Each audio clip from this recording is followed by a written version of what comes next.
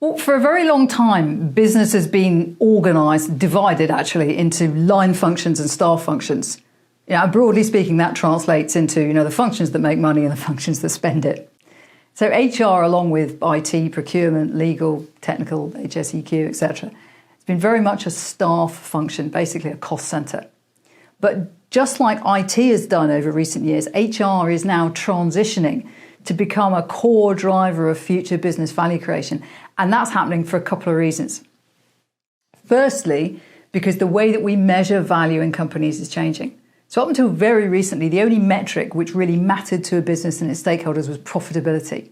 But that calculation, how the value of a company is measured, is becoming far more complex and far more nuanced. So as ESG reporting really kicks in, then there's a whole range of metrics which have traditionally been considered pretty unimportant and are often not even collected, they're not even visible. And they are suddenly becoming core to profitability.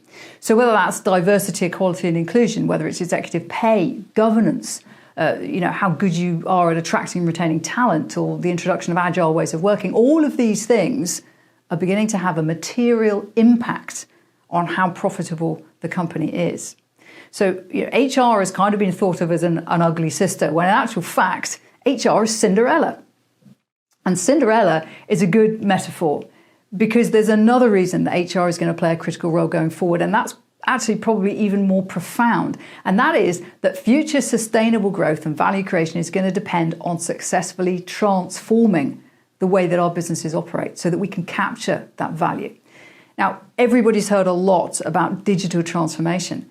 But the reason that so many digital transformation initiatives failed was because of cultural issues.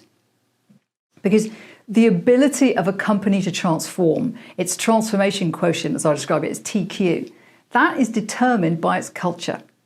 So underpinning successful innovation, decarbonisation, digitalisation, all of it is people, culture and mindset. Now, changing culture and mindset in an organisation is a massive challenge. And HR is going to be indispensable because it's going to lead the way in wireframing the new working practices, the mechanisms, the processes that are going to support the culture and mindset change in a practical way. It's going to enable organisations to operationalise the culture and really enable sustainable transformation.